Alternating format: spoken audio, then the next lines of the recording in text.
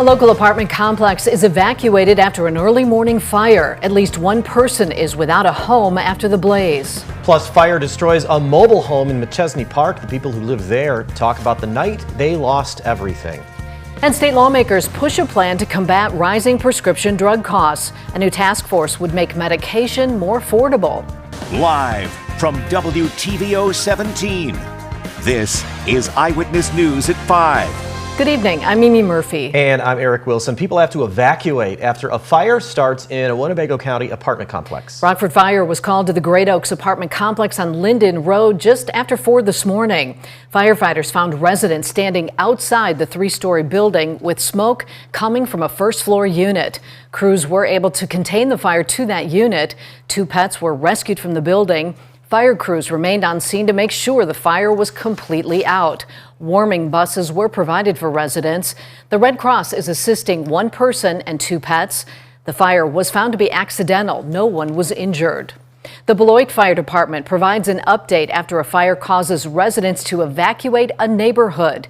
We told you last week a business that stored tires on Yates Avenue caught fire, producing fumes.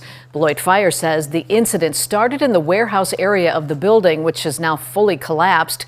No one was injured as they worked to put out the flames. The department's fire chief says a plan they'd previously made helped with their response. Prior to this fire even occurring, the fire department thoroughly studied this property and we developed a plan of action in the event of a fire of this structure. On Friday, we had to put that plan into action, and as a result of our plan, we took a fire that normally takes days and sometimes weeks to extinguish, and we had it out within 18 hours. The chief says they're not aware of any environmental concerns due to that fire. Earlier this week, we told you about a fire at a McChesney Park mobile home. Today, we hear from the woman whose home was destroyed. Drea Baroni talked with her. Drea, she's pretty sure she knows how the fire started. Yeah, Eric, Mimi, Nicole Collins and her boyfriend Elijah are still pretty shaken up. The fire destroyed their house at Rainbow Lane Mobile Home Court in McChesney Park. The couple believes the fire started while the landlord tried to thaw frozen pipes. Nicole says it only took minutes for the entire house to be engulfed by flames. Nicole, Elijah, their 2 cats, and her cousin Steven were all inside. So I was trying to wash up some of the dishes. My little cousin, he's 10, he was in his bedroom. He's there a lot with me. He was playing his video game and he was in the back. And we had just heard the man yell under the trailer, "Get me a water hose," and then the lights and everything cut off. He had to hurry up and grab my little cousin and push him toward the front. We had to hurry up and get out. The home and all of the couple's belongings are a total loss. I talked to Harlem Roscoe Fire Protection District's chief on the phone today. He says the cause of the fire is still under investigation. If you want to help Nicole and Elijah, there's a link on our website, mystateline.com. I'll have more on this story coming up later at 6. Mimi? All right, thanks, Drea. Elected officials from around the state learned how to interact with the media. It was part of the Illinois Association of County Clerks and Recorders Spring Conference. More than 80 people attended the event in Peoria. One topic of discussion was the importance of the relationship between election offices and the media. A panel of those in media helped answer questions. Most questions focused on how to get information out quicker and make it more accessible.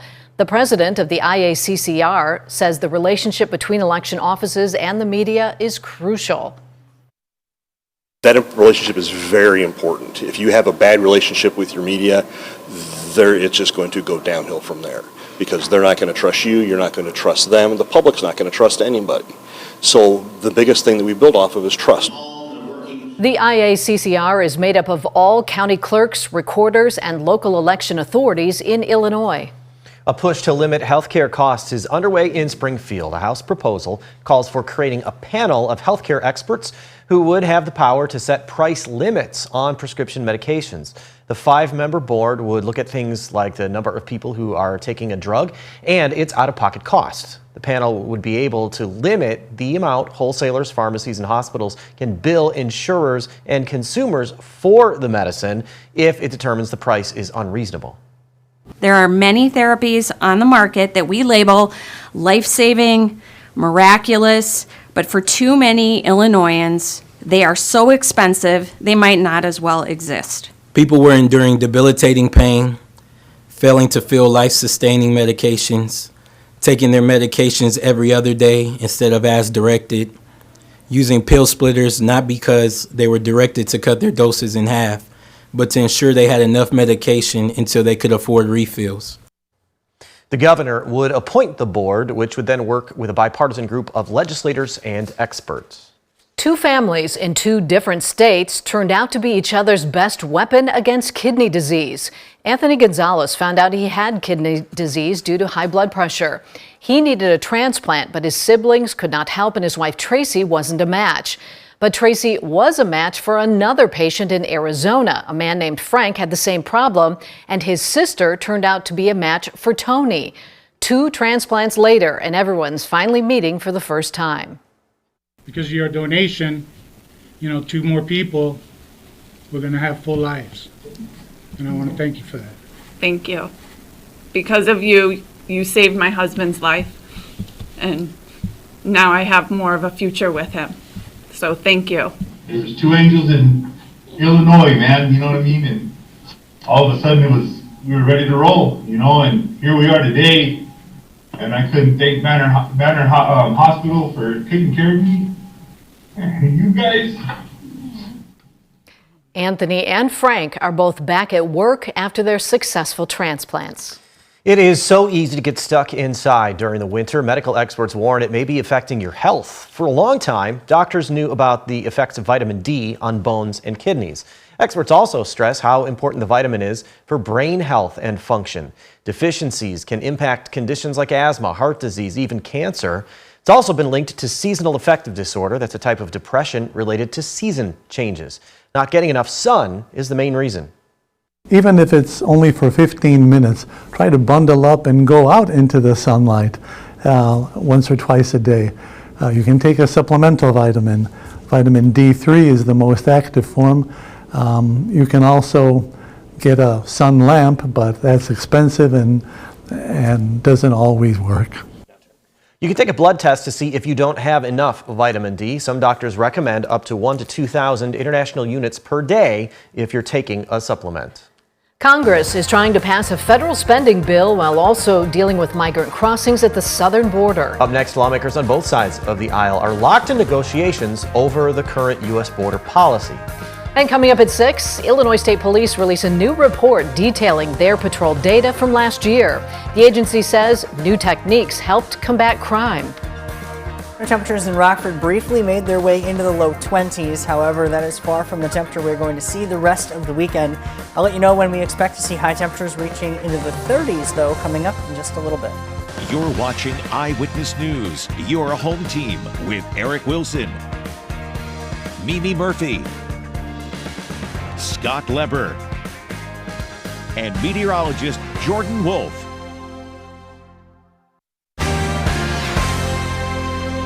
Debate over the border is consuming Congress. Democrats and Republicans are clashing over a solution. Washington, D.C. correspondent Raquel Martin looks at some of the arguments. Frustrated over border enforcement, unknown gotaways, Republicans held their second hearing to impeach Department of Homeland Security Secretary Alejandro Mayorkas. You think that Secretary Mayorkas has done an adequate job of vetting illegal aliens coming across our southern border? No. One mother who testified says the federal government's failure allowed a MS-13 gang member to murder her daughter. Kayla fought for her life that day, and in the end, she lost to an individual that wasn't even supposed to be allowed in the country. Mayorkas has yet to testify before the committee, but speaking to mayors at a national conference Thursday, said Congress must act to fix a broken immigration system that has needed legislative repair for decades. A path forward on a bipartisan deal remains unclear. U.S. border security is being tied to funding for Ukraine. Following a meeting with the president Wednesday, Speaker of the House Mike Johnson warned House Republicans will not send any money abroad until more aggressive immigration policies are included. The legislation has to solve the problem. Patience is waning on both sides of the aisle. We can't just fail, blame each other. Thursday, Colorado Democrats, including Denver's mayor, said they need resources to take on an influx of migrants. A city right now that is facing a humanitarian crisis and a fiscal crisis unlike anything we've seen in the last 25 years. Despite protests from House Republicans, Senate Republican leader Mitch McConnell says he's ready to vote on a deal with Democrats as early as next week. In Washington, Raquel Martin. Snow is expected to come back into our area over the next several hours. After the break, Jordan will detail our low temperatures for the next couple of days and when the region could begin to warm up.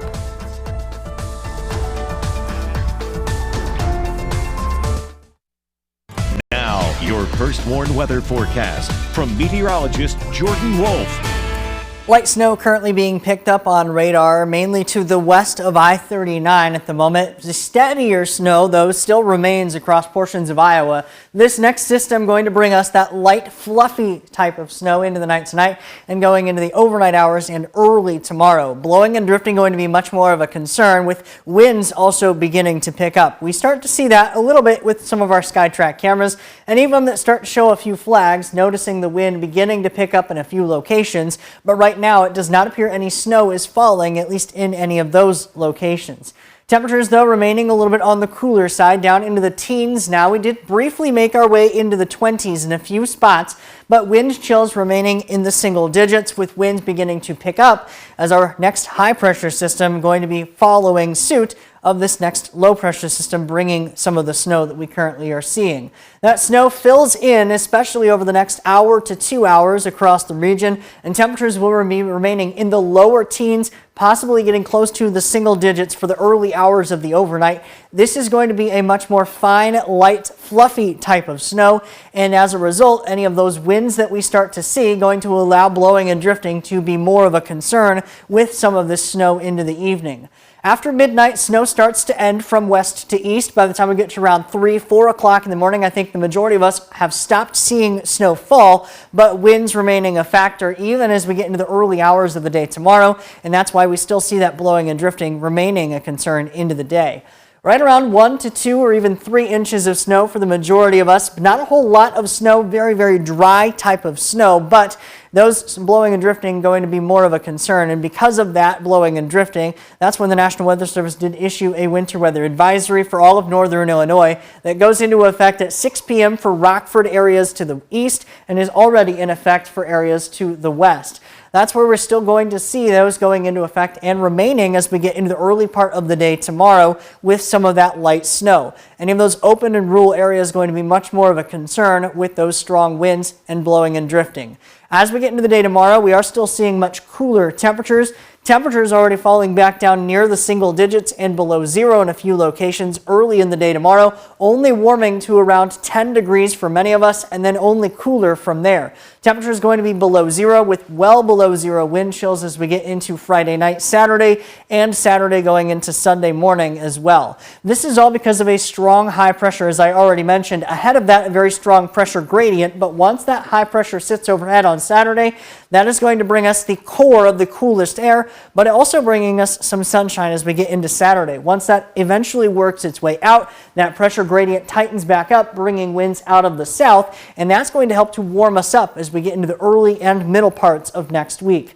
Some blowing snow still a concern as we get into the day tomorrow, but sunshine on Saturday, highs still only 10 degrees, 12 below zero that following night. But once we get past that, the core of the coldest air moving out of the area and highs rising back into the 30s with additional precipitation chances for the middle of the week. It's nice to see the 30-degree streak at the end of that 7-day growing. Yes, absolutely. Thanks, Jordan. Scott's in next with sports. He says the Bears' newest candidate for offensive coordinator could provide some insight into what the Bears might do at quarterback. And the White Sox are now exploring the possibility of a new stadium at a new Chicago location.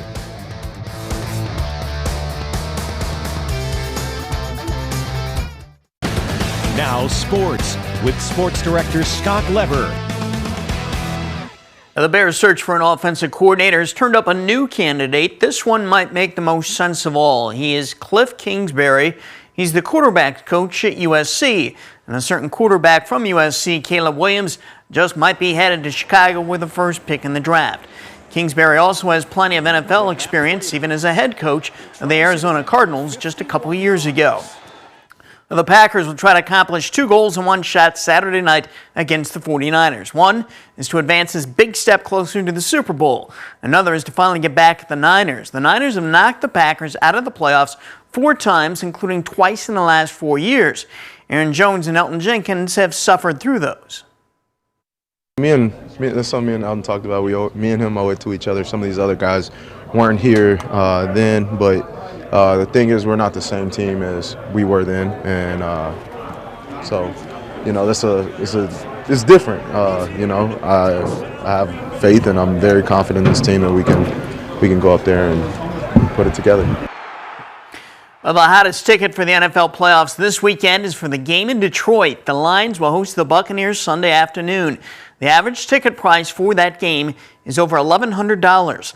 That's what happens when your NFL team, in this case the Lions, goes forever without playoff success. Not only are the Bears exploring a new stadium, so are the White Sox. The Chicago Sun-Times reports that the White Sox are having serious talks with a developer about constructing a new stadium a bit closer to downtown. It would be built 2.5 miles north of Guaranteed Rate Field. It would be located near Roosevelt Road and Clark Street. Now, the White Sox are currently committed to Guaranteed Rate Field through 2029 when their lease runs out. At sports, we'll be right back.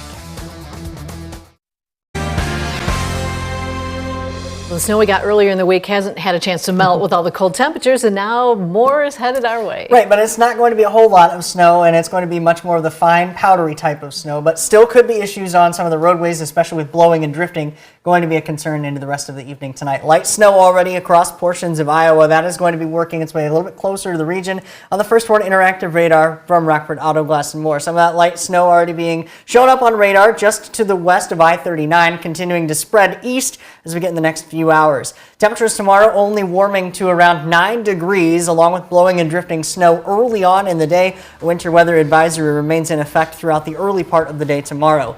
Overnight lows the next couple of days going to be back below zero in a few locations as a strong high pressure works its way through the region. Temperatures, though, after that warming significantly back up into the upper teens on Sunday, and then we get some weather systems bringing our temperatures into the 30s and possibly into the mid-30s toward the end of the week. All right, thanks, Jordan. And thank you for spending some of your time with us. Stay safe.